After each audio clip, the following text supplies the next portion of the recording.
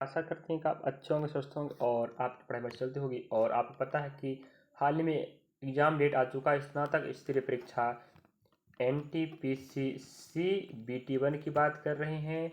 तो इसकी तैयारी हेतु आपको पता होनी चाहिए कि पिछले ईयर के जो प्रश्न होते हैं, जिन्हें हम PYQ कहते हैं, इन्हें पढ़ना कितना ज़रूरी है। अगर आप PYQ प्रश्नों के माध्यम तैयारी करना चाहते हो, नए हो और हमें पहली बार देख रहे हैं, तो आप बता दें हमारे चैनल में आपके लिए 75 से 80 वीडियो आपको मिल जाएंगे। मैथ्स का, रीजनिंग का, जीके जीएस का, और यहाँ पर आपको साइंस का, कंप्यूटर का, खेल का, सूचना प्रौद्योगिकी का, इतिहास, भूगोल, राजनीति, अर्थशास्त्र, पूरा आपको जीके जैसे मिलेगा। और आपको पता होनी चाहिए 30 का मैथ्स आएगा, 30 का रीजनिंग आएगा और 40 का जीके जीएस आएगा। तो यहाँ पर आपको चारों पोर्शन तीनों पोर्शन आपके लिए बहुत महत्वपूर्ण रख रहे हैं। मैथ्स और रीजनिंग जी आपको कम से कम 60 में से 50 नंबर, आपको कम से कम 45-50 नंबर आपके आनी चाहिए, तब आप बेहतर तैयारी कर रहे हो जो मानेंगे। तो आपकी तैयारी बेहतर करना है आपको, तो पिछले के प्रश्न देखना ना भूलें। रेलवे भर्ती परीक्षा 2025-26 NTPC RP कांस्टेबल करके प्लेलिस्ट में आप जाके देखोगे तो प्रश्नों का भंडार मिल जाएगा। चलिए, तो आपको बता दें इसके पहले भी हमने मैथ्स का वीडियो बना चुका है, रीजनिंग का बना चुका है, जिस कंटिन्यू चल रहे हैं भाई। 75-80 वीडियो बन चुके हैं, मतलब मामूली बात थोड़ी है, बहुत वक्त और हमने समय दिया इस भर्ती के लिए। लास्ट तक इस वीडियो के माध्यम से आपको आज रखे तारीख आप देख पा रहे होंगे, शिफ्ट तारीख आप लोग देख लीजिएगा और आपको वेरीफाई करना तो वेरीफाई करके पढ़ सकते हो। चलिए यकीन के साथ पढ़े। पहला प्रश्न लेके चलते हैं, आप देखकर स्क्रीन पर। चलिए आपके समक्ष पहला प्रश्न दिखाई दे रहा है, निम्नलिखित में से कौन सी √5 और √7 के बीच आने वाली एक परिमेय संख्या है। अब हमें पूछ रहा है कि इन दोनों के बीच में एक ऐसी संख्या होगी जो परिमेय संख्या होगी। और रही बात √5 और √7 दोनों परिमेय संख्याएं हैं, इन दोनों के बीच की हमें संख्या पूछ रहा है। Option A, B, C, D इनमें से कोई भी आ सकता है। तो आपको बता दें बहुत शानदार प्रश्न, लास्ट तक देखिएगा, 100% गारंटी दे के आता हूँ आपकी भर्ती परीक्षा में अगर ऐसे प्रश्न छप गए तो आपको बनना मत बनना। चलिए, और छपेगा। √5 की बात करें, आपको ऑप्शन समझा दे। देखो, √5 के अगर आसपास देखोगे तो आपके पास 4 होता है, जो कि C का बिल्कुल पूर्ण वर्ग होता है। तो अब इसका वर्गमूल निकालते हैं तो कितना आएगा, 2 आएगा। समझ गए। और इसके अगर नज़दीक देखें, आप देखोगे तो नज़दीक अगर आपको दिख रहा हो 9, जो पूर्ण वर्ग होता है संख्या, इसका वर्गमूल खोजोगे 3 आएगा। कहने का मतलब ये है कि आप 5 का वर्गमूल निकालोगे, 7 का निकालो, इससे अच्छा कि उसके आसपास का निकाल लो, है कि नहीं। तरीका बता रहे हैं हल करने का भाई। चलिए, कहने का मतलब ये है, तो 5 की जगह आपने 4 का निकाल, 2 आया। अब देखो, 2 4 का वर्गमूल 2 आ रहा है, ये तो 5 है, मतलब 2 से ज़्यादा आएगा भाई। 4 का वर्गमूल 2 आ रहा है तो 5 तो ज़्यादा होता है, हम कहते हैं आंसर 2 से ज़्यादा आएगा, क्योंकि दोनों के बीच की बात कर रहा है। हाँ, नहीं 7। अब देखो, 9 का वर्गमूल 3 होता है, ये तो 9 से कम है, इसका मतलब 9 का 3 हो रहा है तो 7 का 3 से कम है, इसका मतलब 2 और 3 के बीच जो भी ऑप्शन है वही आपका आंसर होगा। जो ऑप्शन से हमने समझाया है, ऑब्जेक्ट, तो आप ऑप्शन नंबर 3 देख पा रहे हैं, यही आपका राइट आंसर होगा। बताइए बच्चा, कोई दिक्कत ना ना। हाँ, और आप बता दें, हम जो PYQ कक्षा है, PYQ सीरीज चला रहे हैं, आपकी भर्ती परीक्षा में आपको 100% सहायता देगा, जो गारंटी से कहते हैं। चलिए नेक्स्ट प्रश्न पर बढ़ते हैं, तो आप लास्ट तक बनी रहिएगा। और प्रश्न क्रम आप बता, बिल्कुल टॉप प्रश्न चल रहे हैं, टॉप 10 प्रश्न कवर होगा। x का मान 5 है, y का मान 2 है, और यहाँ हमें समीकरण दे के रखा है 16 x की पावर 4 प्लस 25 y की पावर 2 माइनस 40 x की पावर 2 y का मान ज्ञात करो। खैर ऑप्शन आप देख पा रहे हो यहाँ पर दे के रखा है, तो हम समझा के बताते हैं आपको। जो मान अगर आप यहाँ बीजगणितीय दिमाग लगा दे तो भी आंसर आएगा, है कि नहीं। तो हम क्या काम करते हैं, इसका मान पुट कर दे। देखो 16 गुणा आपके पास x का मान आप देख रहे हैं 5 की पावर 4 रहेगा, प्लस 25 इंटू वाई की पावर आप पता है 2 की पावर 2 रहेगा, माइनस 40 इंटू एक्स, आपको पता है एक्स का मान कितना 5 की पावर 2 रहेगा, और इंटू लग जाएगा बगल में, है कि नहीं। और आप पता है कि वाई का मान कितना 2 है। तो भाई ये देखो, जब 5 की पावर 4 है, 5 की पावर 4 मतलब होता है 625। भाई 5 गुणा 5 गुणा 5 4 बार तो 625 बनेगा, और 625 गुणा आप कितना करोगे 1600, सॉरी 16 के साथ करोगे तो आपको बता दें शॉर्ट भाषा में ये बनेगा 10,000। अगर आप इतना नहीं कर पाओगे तो कौन करेगा। तो याद रखें, इतना कर लीजिएगा भाई, थोड़ा सा समय हमारे साथ सहयोग कीजिएगा क्योंकि स्पेस थोड़ा कम पड़ रहा है। तो 625 गुणा 16 करोगे तो बनेगा कितना, 10,000 प्लस ये 2 बनेगा वर्ग 4, 25 जो कि जो हो जाएगा 100, आपस में जोड़ोगे तो जब बनेगा 10,100 बनेगा, नहीं बनेगा। ठीक है सर का। अब देखो 5 का स्क्वायर 25 जो कि 100, 2 मतलब 2,000 बनेगा। तो यहाँ माइनस में कितना आएगा, 2,000। अब देखो 10,000 कहने का मतलब ये कि 10,100 और 2,000 घटाना पड़ेगा तो 0 जाएगा, 0 जाएगा, 1 आएगा और 8 में फिर 10 में 2 जाएगा तो 8 बचेगा। तो आप देख पा रहे होंगे 8100 आपके पास आंसर आएगा। तो आप ऑप्शन देख सकते हो कहाँ पर मिल रहा है और हमने बिल्कुल सही तरीके से आपको समझा के बताया है। अगर आप बीजगणित दिमाग लगाते हैं तो वो उससे भी आंसर आएगा और आप ऐसे भी मार्क पुट करते तो ऐसे भी आंसर आ जाएगा। समझ गए। चलिए नेक्स्ट प्रश्न पर बढ़ते हैं। थोड़ा प्रश्नों को लेवल देख लीजिए आप लोग और याद रखें कि एनटीपीसी बस काम नहीं देगा, एनटीपीसी सीबीटी 1 सीबीटी 2 में भी काम देगा, रेलवे की एएलपी जेई और आरपीएफ ऐसा कांस्टेबल फिर से आएगा वहाँ पर भी काम देगा। और आपको बता दें जितनी भी रेलवे की वैकेंसियाँ हैं पूरी जगह काम देगा। एसएससी बैंक में भी काम देगा। स्टेट की बात करें एमपी स्टेट, छत्तीसगढ़, झारखंड, बिहार, पश्चिम बंगाल, जहाँ भी वैकेंसी हो आपको अगर मैथ्स का प्रश्न है तो आप सिलेबस से तो प्रश्न आने वाला। चलिए तो हर भर्ती में आप काम देगा। एसएससी जीडी एमटीएस में काम देगा, थोड़ा लेवल अलग रहता है बस। यदि माध्य बराबर कोष्ठक में 3 माध्यिका माइनस बहुलक ऑब्लिक सॉरी हाँ प्रति मतलब भाग होता है पी है तो पी का मान ज्ञात करो। अब आपको बता दें इसका फॉर्मूला होता है, याद रखें फॉर्मूला आप बताते हैं। देखो यहाँ आप नहीं रखोगे पी को तो कहाँ रख सकते हो, अपॉन पी यहाँ रख सकते हैं ना। हाँ चलिए देखिएगा। तो माध्य बराबर आप देख पा रहे होंगे क्या है। अब देखो यह होता है भाई फॉर्मूला 2 इंटू क्या 2 इंटू माध्य बराबर 3 इंटू माध्य का याद रखें माइनस आप क्या होता है बहुलक, क्या होता है बहुलक। याद रखिए फॉर्मूला होता है क्या 2 माध्य बराबर 3 इंटू माध्य का माइनस बहुलक, जो आप यहाँ पर देख पा रहे। अब देखो इस पोजीशन में आप क्या करोगे, जब ये तो आपका क्या होता है फॉर्मूला, क्या होता है फॉर्मूला। अब यहाँ से 2 को पक्षांतर करोगे 2 यहाँ पर आ जाएगा। उसी प्रकार आप देखो माध्य बराबर माध्य आया, 3 इंटू माध्य का आप देख पा रहे होंगे माइनस बहुलक का बहुलक आ गया। नीचे यहाँ पर पी आया तो यहाँ पर नीचे 2 आया, इसका मतलब पी बराबर आपका 2 राइट आंसर हो जाएगा। बताओ भाई कोई दिक्कत था ना ना।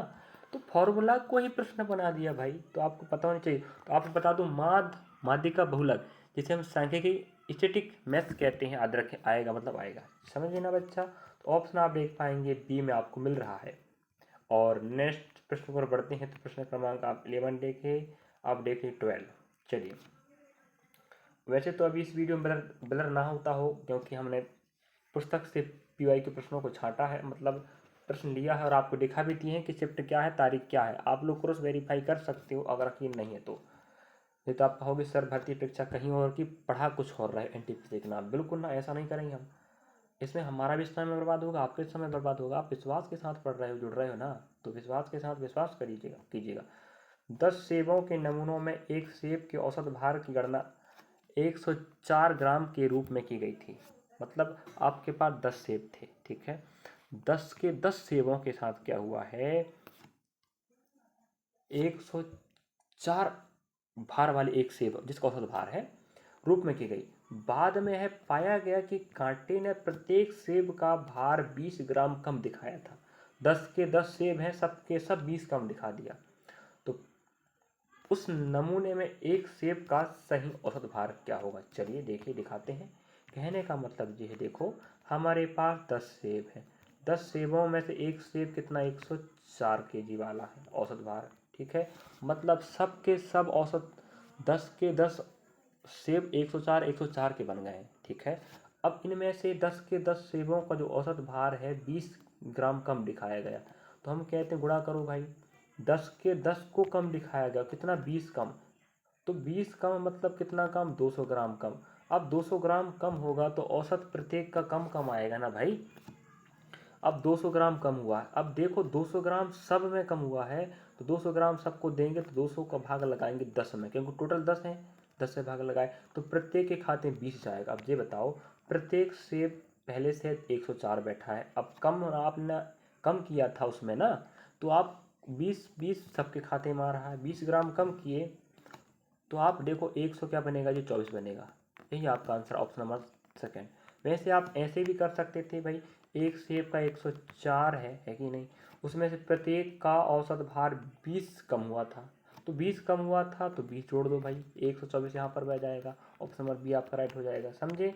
तो ये प्रश्न और हर प्रश्न आपको इशारा करता है कि मैं अगली शिफ्ट अगली भर्ती परीक्षा में आपको एनटीपीसी या कोई भी वैकेंसी हो वो आने वाला है। जिस भर्ती का उसमें तो आएगा भाई, है कि नहीं। चलिए अगला प्रश्न आप देख पा रहे होंगे, लास्ट तक बने रहिए, बार बार कहना पड़ रहा है। और इसके पहले भी हमने बहुत शानदार पीवाई की सीरीज कवर कराया है और कंटिन्यू चल रहा है भाई। आप लोग पार्ट देख कर समझ सकते हैं कौन सा पार्ट चल रहा है, मतलब इतने वीडियो बन चुके हैं मैथ्स के। तो मैथ्स रीजनिंग में आपको बिल्कुल भी दिक्कत नहीं होगा समझाते समय, इतना अच्छे समझाएंगे। अगर आपका बेसिक क्लियर है ना, बेसिक क्लियर है तो आप पीवाई के प्रश्नों को ऐसे उड़ा दोगे।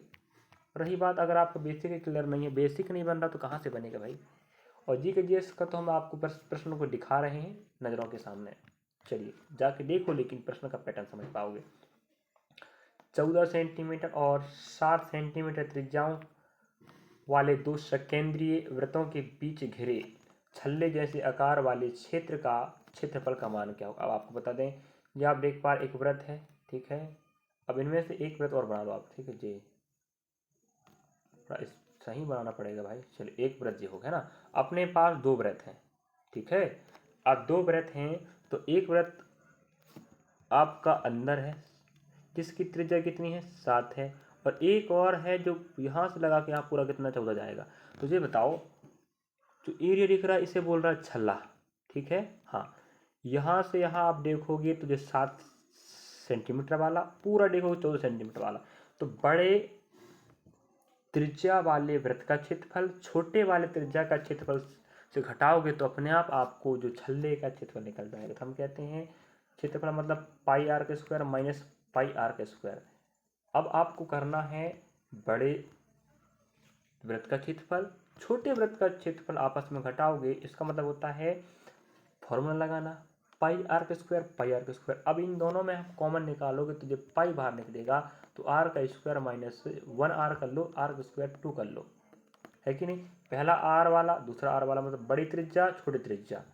अब देखो हम मान पुट करते हैं, पाई का मान होता है 22/7, है कि नहीं, कोष्टक लगा लो भाई। अब आर का मान पहली बार 14 है, 14 का स्क्वायर हो जाएगा, नेक्स्ट 7 का स्क्वायर हो जाएगा। अब 22/7 बनेगा, कोष्टक में 14 का स्क्वायर होता है 169 ना 96 होता ना भाई, पता होनी चाहिए। 7 को 49 होगा। अब यहाँ से आप 16 में आप 9 घटाओगे तो कितना बचेगा भाई, 7 बचेगा ना। और यहाँ पर आप पास कितना है 8, 8 में 4 जाएगा तो 4 बचेगा और एक का जाएगा तो 147। कहने का मतलब ये है कि 22/7 तो बाहर था, घटाने पर 147 आया है। अब 7 दूना 14, 7 एकम 7, तो अपने पास सिर्फ कितना बचा है 21 गुणा 22 बचा है। आपस में गुणा करोगे, देखो भाई 22 का स्क्वायर कितना हो 484 होता है। अब 22 ही कम कर दो भाई, सीधी बात। तो 22 कम, ये कॉन्सेप्ट होता है गुणा करने का, तो 400 आपके बनेगा 62। जी आपका ऑप्शन कहाँ पर मिलेगा, सी में। अब रही बात, अगर आप गुणा करते नहीं बन रहा है, ये कॉन्सेप्ट नहीं समझ में आया तो आपको बता देते हैं फिलहाल, बाकी आप समझ गए होंगे। 21 गुणा 22 करना पड़ेगा तो 462 आएगा, बाकी आपको बता देते हैं कैसे करना है शॉर्ट। 22 गुणा 21 है, इसका वर्ग निकालो तो आएगा 484। अब कितना कम है, एक कम है, तो आप उतना ही कम कर दो बस, तो आप कितना आएगा 462। देखो ना भाई 484 में आपके पास 22 जाएगा तो 462 ही आएगा ना। हाँ, तो जी आपका हल का आंसर हो गया। अगले प्रश्न पर बढ़ते हैं। नेक्स्ट प्रश्न आप देख पाएंगे, प्रश्न क्रमांक 14 नंबर का। शिफ्ट वही तारीख वही है, बार बार कहना पड़ रहा, क्रॉस वेरीफाई कर भी सकते हो आप, ऐसी बात नहीं है। यदि 51 और 85 का महत्तम समाप्त वर्तक, जिसे हम अंग्रेजी में एचसीएफ हाई कॉमन फैक्टर कहते हैं, 51 m-85 के रूप में निरूपित किया गया है। मतलब आप ये बताओ एचसीएफ मतलब क्या होता है, ऐसी संख्या जो उन दोनों संख्याओं को पूरी काट दे। तो भाई 51 और 85 की बात करें तो 17 के पहाड़े में आते, मतलब 17 इन दोनों का एचसीएफ है। अब देखो हमें लेकिन कह रहा है एचसीएफ 17 नहीं है, एचसीएफ क्या है कह रहा वो 51m-85 है वो कह रहा है। लेकिन आप ये बताओ हमें तो पता है एचसीएफ कितना है असली वाला 17 है। अब 17 यहीं रहेगा। अब ये माइनस में तो प्लस हो जाएगा कितना 85 बराबर 51m। भाई वो कह रहा है एचसीएफ कितना 51m-85। अब हमें पता है एचसीएफ का मान 17 है हमने निकाला अभी। तो 17 यहाँ रहेगा लेफ्ट हैंड तरफ जब 85 पक्षांतर हो क्या आएगा प्लस में तो 17 + 85 बराबर आपका आएगा 51m। अब 17 85 जोड़ोगे भाई जोड़ लो 17 85 बराबर 51m आ रहा है। तो भैया बन जाएगा 7 5 12 हाथ से 8 और 1 10 मतलब 102 बराबर। आप यहाँ पक्षांतर कर लो 51m। जब 51 का भाग 2 बार जाएगा तभी तो 102 आएगा तो m बराबर 2 आ रहा है। तो हमें वही पूछ रहा था m का मान क्या तो आपको बता दें m का मान ऑप्शन डी राइट हो जाएगा। देखिएगा कितना बढ़िया प्रश्न आया कितना हार्ड प्रश्न है कितना लेवल का प्रश्न है आप खुद सोच सकते हो। और अगला प्रश्न आप देख पाएंगे चलिए। हाँ नेक्स्ट प्रश्न आपके समक्ष आप देख पा रहे होंगे √2 और √3 का गुणनफल क्या होता है। Option A option B option C option D. अब ये बताओ √2 और 3 गुणा करोगे है ना तो 3 दूना 6 तो √6 से बनेगा। दोनों आपरिमेय संख्याएं हैं और बनने वाला भी आपरिमेय संख्या है। इसका मतलब ये हुआ कि ऑप्शन डी आपका राइट हो जाएगा। परिमेय संख्याएं जिन्हें आप p/q के रूप में लिख सकते हो मतलब अंश और हर के रूप में आप लिख सको उन्हें हम परिमेय कहते हैं और ना लिख सको तो आप परिमेय कहते हैं। अब इन दोनों का गुणनफल की बात कर रहा था ना तो गुणा करोगे तो √6 ही बनेगा जो ये भी आप परिमेय ये भी आप परिमेय ये भी आप परिमेय तो ऑप्शन आपका डी बिल्कुल राइट हो जाएगा। तो आप संख्या पद्धति के प्रश्न आया है भाई परिमेय अपने प्रकार संख्या विषम संख्या सम संख्या अभाज्य संख्या सहभाज्य संख्याएं इन सबको आप लोग डीपली पढ़ लीजिएगा। और अगला प्रश्न की ओर बढ़ते हैं। चलो भाई लास्ट तक बने रहिएगा और वीडियो अच्छा लगे तो बिल्कुल सपोर्ट कीजिए विद्यार्थियों। बड़ी मेहनत लगती है वीडियो को समझाने में बताने में। आप खुद सोच सकते हो एक पढ़ने वाला विद्यार्थी बड़ी मेहनत से पढ़ता है तब सफल हो पाता है। बड़ी शिक्षक भी मस्त तैयारी करके पढ़ाएगा आपको तब आपको समझा पाएगा। हाँ तो आप लोग हमारे इस मेहनत पे कमेंट जरूर कीजिएगा वीडियो कैसा लग रहा है और आपके फ़ायदेमंद है या नहीं। आप लोग भी कमेंट कर सकते हो। पढ़ने वाले बच्चे सब जानते हैं कि जानकारी सही सटीक है नहीं और जो बच्चा कभी पेपर दिया ही नहीं है उसे पता ही नहीं है तो वो कुछ भी पढ़ लेता है कि हाँ जी अच्छा है मेरे लिए। और पढ़ने वाला बच्चा जानता है बिल्कुल सही जानकारी दिया जा रहा है। चलिए प्रथम 8 विषम प्राकृतिक संख्याओं का माध्य कितना। अब देखो प्रथम 8 कह दिया वो भी कौन सा विषम। माध्य मीन्स क्या होता है औसत। क्या होता है विद्यार्थी औसत जिसे हम एवरेज कहते हैं। तो आप सोचिएगा औसत का प्रश्न अभी इसके पहले भी आया था तो प्रथम 8 कह दिया वो विषम 1 3 1 3 5 7 9 11 13 और एक आप हो जाएगा 15। क्या आपके पास हो गए 8 4 और आपके हो गए 4। जब भी क्रमागत संख्याओं का औसत निकालना हो मतलब माध्य मतलब भी औसत होता अंग्रेजी में एवरेज। जब भी क्रमागत का निकालना हो तो हमेशा बीच की संख्या ही माध्य होती है। तो आप देखो यहाँ 4 बंटवारा यहाँ 4 बंटवारा हो गया तो हो गया बंटवारा। बीच में कौन आ रहा है आपका 8 आ रहा है यही आपका आंसर होगा। समझ गए। ऑप्शन आप देख पाएंगे तो ऑप्शन डी में आपको मिल रहा है ना बताओ हाँ ना। चलिए और अगला प्रश्न आपके समक्ष आप देख पाएंगे। चलिएगा यदि a + b और हाँ यदि a + b का मान कितना है 90 एंगल है। क्या कहता है यदि a + b मतलब a और b दोनों का जो योग है एंगल का वो 90 एंगल है और साइन a बराबर 3/5 है तो tan b का मान क्या होगा। देखिएगा शानदार प्रश्न है। अब इसके लिए तैयारी अगर आप कर रहे हो माना जाए इस भर्ती परीक्षा के तो इस लेवल के प्रश्न में आएंगे। त्रिकोणमिति आएगा बीजगणित आएगा है ज्यामिति आएगा क्षेत्रफल आयतन के प्रश्न आएंगे तो आप प्रश्नों को देखते चलिएगा ना। अब आप सोच पा रहे होंगे सर इसमें कैसे करें। अगर आपका बेसिक कॉन्सेप्ट क्लियर है तो आप जल्दी समझ पाओगे याद रखें। बाकी प्रयास कर रहा हूँ समझाने का। अब देखो यहाँ पर आप समझने का प्रयास कीजिएगा थोड़ा दिक्कत होगा क्योंकि स्पेस कम बनेगा और ऐसे प्रश्नों को समझाने के लिए बोर्ड चाहिए ब्लैक बोर्ड ठीक है। अब देखो यहाँ पर आप त्रिभुज बना के बता त्रिभुज आप देख पा रहे ए बी और सी।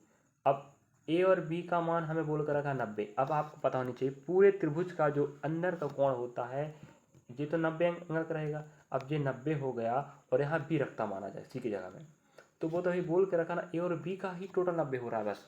तो बी का अगर 90 हो जाएगा तो ए का पर क्या होगा फिर, इस चक्कर से मैंने ए यहाँ पर बैठा रहा, बी यहाँ पर बैठा रहा, ठीक है। चलिए थोड़ा समय लगेगा यहाँ समझाते समय, याद रखें थोड़ा सा प्रयास करना लेकिन भाई। हाँ, ये ए, ये आपका बी, ये आपका सी, 90 एंगल रहेगा। अब हमें एक बात कह रहा है साइन ए, साइन ए। अब यहाँ थीटा का मान ए हो गया, ए यहाँ कौन बैठा है तो साइन ए कह रहा है। अब देखो यहाँ अगर आपका थीटा बैठा मतलब कोण, अगर त्रिकोणमिति की बात करें तो हमेशा त्रिकोणमिति समकोण त्रिभुज पे लगता है 90 एंगल वाले में ना, एक एंगल 90 एंगल होगा। अब पूरा भाई 180 का रहेगा, है कि नहीं। चलिए, और रही बात यहाँ पर कि थीटा के जस्ट सामने वाला लंब होता है, ये क्या लंब है, ये आपका कड़ हो जाएगा, ये आपका आधार हो जाएगा, ठीक है। अब आप ये बताओ साइन ए कह रहा है, साइन मतलब वो आप तो लाल बट्टे क्या होता है कक्का, आप तो जानते होंगे लाल बट्टे कक्का क्या होता है। ये साइन के लिए है, ये कॉस के लिए है, ये टेन के लिए है, ठीक है। उसी प्रकार फिर आप उल्टा करोगे तो साइन का कॉसेक होता है उल्टा, और कॉस का सेक होता है, और टेन का कॉट होता है, तो अल्टा पल्टी मान हो जाएंगे। ये साइन का मान हो गया, ये कॉस का हो गया, जिस टेन का हो गया, ठीक है। अब हमें साइन दे के रखा, साइन मतलब होता है लंब बटे कड़। इसका मतलब ये हुआ कि ऊपर वाला क्या है लंब है, नीचे वाला कड़ है, ठीक है। इस प्रकार से हमने यहाँ रखा था, ये लंब हो जाएगा, लंब ये कड़, ये आप आधार हो जाएगा, ठीक है। अब ये बताओ हमें पता है लंब का मान कितना है 3 मान है, और कड़ का मान कितना 5 है। अब आपको पता होनी चाहिए समकोण त्रिभुज में पाइथागोरस प्रमेय लगेगा तब आधार निकलेगा, ठीक है। तो कड़ का मान पता, लंब का मान पता, जो आपने यहाँ से निकाला साइन ए से, जहाँ थीटा या साइन बैठेगा जस्ट सामने वाला लंब होता, याद रखें जो सबसे लंबा होगा वो तो कड़ होगा, तो लंबाई आपका जे वाली भुजा, तो बाकी ए आधार हो जाएगा। अब चलो, अब आधार नहीं पता भाई, कड़ का स्क्वायर बराबर लंब का स्क्वायर प्लस आधार का स्क्वायर, कड़ का स्क्वायर 5 का स्क्वायर रखो, लंब का रखो भैया 3 का स्क्वायर, आधार का नहीं पता, 5 का 25 हो जाएगा, और इसका भाई पक्षांतर करके 3 तरह का 9 कर लीजिए भाई, बराबर आपको ए का वर्ग हो जाएगा। पाइथागोरस प्रमेय तो आप लगाना जानते हैं समकोण में ना, 25 में 9 जाएगा तो आपको 16 बचेगा, मतलब क्या 16 बराबर ए की पावर 2, 16 जब यहाँ ए के पावर को पक्षांतर करोगे तो 16 का वर्ग 4 होता, मतलब ए बराबर 4। इसका मतलब क्या हुआ कि आपके पास थोड़ा समय तो लगेगा भाई, याद रखें थोड़ा सा प्रयास कीजिएगा लेकिन, और प्रश्न याद रखें हर भर्ती मिलेगा, आप कार्य वाले हो आप कार्य मिलेगा, एनटीपीसी ग्रुप डी सब में मिलेगा। तो आप समझिए कि इसका मान तो 5 आया था कड़ का मान, और लंब का मान आपका 3 आया था जो आप पहले पता, और आधार का मान अब हमारे पास आधार का मान आ चुका कितना 4। अब देखो अब हमें 10b का मान पूछ रहा है, अब आप पता है ए यहाँ पर था 10b यहाँ है, बी कौन हाँ बन रहा था याद रखें। अब लंब जे होगा, लंब कौन होगा जे वाला, याद रखें लंब जे हो जाएगा, आधार जे हो जाएगा, मान तो वही रहेगा। अब 10b मतलब होता है आप पता है लाल बटे क्या होता है कक्का, तो 10 साइन कॉस 10 में होता है एल अपॉन ए, क्या होता है एल अपॉन ए, क्या आपका तो के ही रहेगा भाई, एल अपॉन ए होता है। तो यहाँ आपका जो लंब हो जाएगा 4, क्योंकि बता चुका हूँ अगर थीटा का मान यहाँ बैठा जस्ट सामने लंब होता है जितना आपका हो जाए आधार, तो लंब आपका 4 हो जाएगा और आधार आपका हो जाएगा 3। इस प्रकार से 10b का मान आपके पास 4/3 आएगा। तो देख लो भाई ऑप्शन में 4/3 ऑप्शन सेकंड मिल रहा है। देखो इतने एक नंबर के प्रश्नों को बताने के लिए मुझे बहुत कुछ मेहनत करना पड़ा। अगर आपके पास बेसिक क्लियर होता माना जाए, मैं ऐसे ही बता देता फास्ट तो आपको पल्ले नहीं पड़ता, तो मैं इसको समझा के बताया हूँ, देखिएगा तो बड़ी मेहनत लगती ना। हाँ, अगला प्रश्न पर बढ़ते हैं, मुझे उम्मीद है आप समझ हो इस प्रश्न को, और शायद 1-2 प्रश्न और रह गए, हाँ 2 प्रश्न रह गए, लास्ट तक बने रहें और सीख कर जाएंगे तो आपके लिए फायदा होगा। अपने सहपाठियों को बताएं कि भाई हमें कहीं पढ़ाया जा रहा है पीएफ कोर्स बिल्कुल शानदार तरीके से, भर्ती परीक्षा में प्रश्न छपने वाले हैं, अपनी भलाई मत सोचिएगा, ऐसे हम भी सोचते अपनी भलाई तो आप क्यों पढ़ाते फिर। 4 अंकों की वह सबसे बड़ी से बड़ी संख्या याद करना है, 4 अंकों की बड़ी से बड़ी कह रहा, तो आपके पास 4 4 4 4 अंकों की है, तो आपके पास बड़ी से बड़ी की बात करें ऑप्शन डी मिल रहा है, उसके बाद सी है, उसके बाद बी, उसके बाद ए है, तो हम ऑप्शन से अगर दिमाग लगाएं तो ऑप्शन डी ही आएगा माना जाए, लेकिन देख तो लें कि वो सही है भी कि नहीं, है कि नहीं। चलिए तो बात करते हैं 4 अंकों की बड़ी से बड़ी। तो 4 अंकों की बड़ी से बड़ी होती है 9,999 और छोटी 4 अंकों की होगी भाई 1,000। 1 2 3 4 1 2 3 4 बड़ी वाली छोटी वाली। तो बड़ी वाली कह रहा है तो देखिएगा बड़ी का तरीका हल करने का ये होता है कि वो भी 83 से भाग लगाने पे पूरी पूरी चले जाए वो संख्या चाहिए। अब 83 का भाग मुझे बनता नहीं है, अब बनता तो मैं पढ़ देता, अब नहीं बनता तो नहीं बनता भाई। तो क्या करेंगे आप लोग 9,999 में किसका भाग लगाएंगे 83 का। ठीक है, अब 83 का भाग लगाओ। 83 एकम 83 भाई, यहाँ एक यहाँ बनेगा कितना 6 बनेगा, यहाँ 9 उतरेगा। अब 83 दूना जाएगा 166 जाएगा। अब यहाँ कितना बन जाएगा 3 बच जाएगा है ना, और यहाँ से 9 उतरेगा, इसका मतलब 39 आप बच रहा शेष। अब शेष बचने तक हल करना, नहीं तो पॉइंट लगा के भाग नहीं लगाना भाई। शेष बच रहा मतलब 9,999 में 83 का भाग देने पर 39 बच रहा। इसका मतलब ये हुआ कि 9,999 में 39 ज़्यादा है। किससे भाग लगाने पर 83 में बच रहा है शेष। शेष बच रहा तो अलग करो 9960, मतलब 9,960 एक ऐसी संख्या है कि 83 से भाग लगाने पर पूरा पूरा जाएगा, उसमें 39 ज़्यादा बच रहा था इस वाली संख्या के हिसाब से। ऑप्शन नंबर आपका सी राइट हो जाएगा। अगर आपको समझ नहीं आया होगा तो आप लोग दोबारा भी वीडियो देखकर समझ सकते हो। और अगला प्रश्न आप देखेंगे लास्ट नंबर शिफ्ट का इस तारीख का और इस पार्ट का लास्ट प्रश्न है 34 नंबर का प्रश्न कह रहा है 3/8 का दशमलव प्रसार दशमलव के कितने अंक बाद समाप्त होगा। तो ये आपका फ्रैक्शन का प्रश्न आ गया भाई। आप इसको भाग लगाएंगे, देखो 3/8 है तो भाई भाग तो जाएगा नहीं, तो पॉइंट लगा लीजिएगा 0। 8 तेरी 24 8 चौके 32 हो जाएगा, 8 तेरी 24 कर लो। अब भाई 24 हुआ तो भाई 6 बचेगा ना, फिर 8 7 56, अब बचेगा 4, अब 0 लगा 8 पंजे 40। तो भाई 3/8 का जो दशमलव प्रसार है वो 0.375 आया है। क्या आया है 0.375 आया है भाग लगाने पर। हमें पूछ रहा है दशमलव प्रसार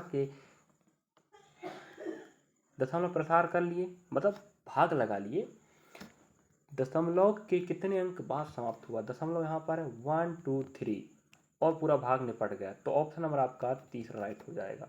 तो मुझे तो वीडियो बहुत अच्छा लगा बनाते समय और आपको पढ़ाते समय वो बड़ी खुशी हो रही मुझे कि मैं आपके लिए मेहनत कर रहा हूँ और मेरे मेहनत के विद्यार्थी मुझसे जुड़ रहे हैं और ऐसे ही मैं बड़ी मेहनत करता रहूँगा। बड़ी उम्मीद के साथ मैं आप लोगों के लिए मेहनत करता हूँ कि बच्चे मुझे देख कर पढ़ें लिखें और समझें, और आप भी समझें, अपने सहपाठियों को भी समझाएं कि यार हाँ कहीं हमें सहयोग मिल रहा है वहाँ से हम सहयोग प्राप्त करें। और बड़ी थोड़ी समस्या होती है, स्पेस कम पड़ता, हमारे पास सुविधाएं कम है, जिस कारण से थोड़ा सा दिक्कत तो समझाने में, वरना हम आपको बेहतर समझा पाते। कोई बात नहीं, आने वाले वक्त में आपके लिए समझाने का प्रयास करेंगे, प्रयास तो होगा ना आपके लिए। चलिए, वीडियो अच्छा लगा तो लाइक सब्सक्राइब शेयर कीजिए, कमेंट कीजिएगा वीडियो कैसा लग रहा है और हम आपके लिए क्या सही प्रयास कर पा रहे हैं। अगर आप हमें कमेंट बॉक्स में नहीं बताओगे वीडियो कैसा लगा है, अच्छा लगा नहीं लगा है, कि हमारा लाभदायक है नहीं है, तो हम उसके लिए फिर अलग से काम करेंगे। यार हम जो जानकारी दे रहे हैं कोई काम करने तो क्यों पढ़ाएं, हम पढ़ाना बंद कर देंगे भाई फिर।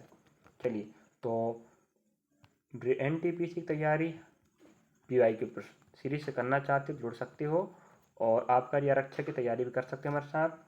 और बिल्कुल शानदार तरीके से मैथ रीजनिंग आपको मैथ से मिलेगा, रीजनिंग मिलेगा और जी के जिस्ट आपको मिल ही रहा पर डे। चलिए, थैंक यू फॉर वॉचिंग।